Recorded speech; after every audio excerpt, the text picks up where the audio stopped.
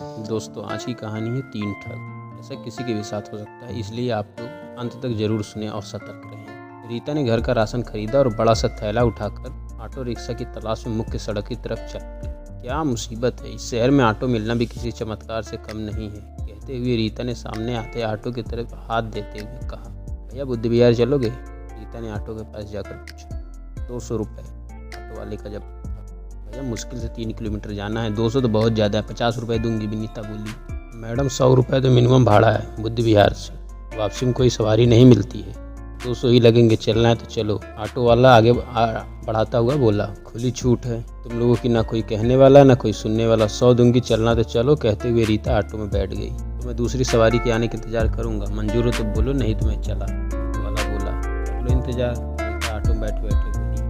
इसके बाद 2 अधेड़ पुरुष ऑटो के पास आकर बोले, कृष्णा नगर चलोगे? बैठो, ये तो बुद्ध विहार के रास्ते में है, ऑटो वाला बोला। उनके बैठते ही ऑटो आगे बढ़ा दिया। कुछ देर बाद कृष्णा नगर के मोड़ पर दोनों ऑटो से उतर गए। ऑटो आगे बढ़ गया। तभी रीता की निगाह एक छोटे से पाउच पर गई जो ऑटो के फर्श पर पड़ा था। रीता ने सावधानी से उठाया और पाउच की चेन खोली। पाउच में सोने के 4 मोटे मोटे कड़े थे। रीता के मन में लालच जागा। उसने एक बार ऑटो को देखकर वो पाउच अपने बैग में रख लिया।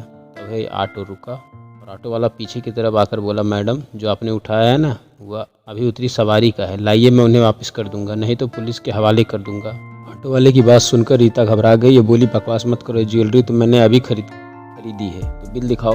मैडम लालच मत करो, बेकार में पुलिस का चक्कर पड़ जाएगा, मैंने तुम्हें वो पाउच फर्श से उठाकर अपने थैले में डालते हुए देखा है। ऑटो वाला बोला, तुम ठग हो, मैं तुम्हारी रिपोर्ट पुलिस में कर दूंगी। रीता झूठी हिम्मत दिखाती बोली, यही तो मैं कह रहा हूँ, चलो पुलिस के पास चलते हैं। पाउच के गहनों की रसीद तुम्हारे पास हुई तो गहने तुम्हारे, नहीं तो पुलिस गहनों को उनके असली मालिक तक पहुँचा देगी। ऑटो वाला ऑटो में बैठकर ऑटो के पीछे की तरफ मुड़ते हुए बोला। पुलिस के नाम से रीता थोड़ा घबरा गई थी, लेकिन गहनों का लालच ना छोड़ते हुए बोली, ये मुझे मिले इसलिए मेरे, और तुम चाहो तो आधे तुम रख लो।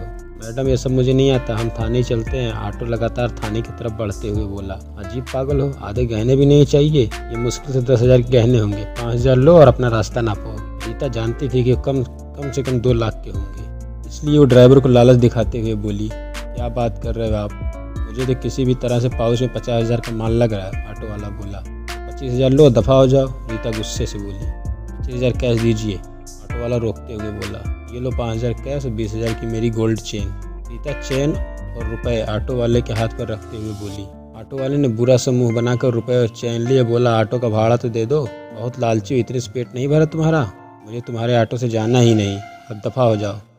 रीता ऑटो से उतरते हुए बोली। इससे पहले ऑटो वाला कुछ कहता, रीता ने पीछे से आ रहे ऑटो को पकड़ा, वहाँ से चली गई। ऑटो वाले ने ऑटो मोड़ा और आगे बढ़ गया। आगे मोड़ वही अधेड़ पुरुष खड़े थे। उन्होंने उनके पास जाकर ऑटो रोका और वे दोनों ऑटो में बैठ गए। कितना मिला? उन अधेड़ पुरुषों में से एक बोला, 25।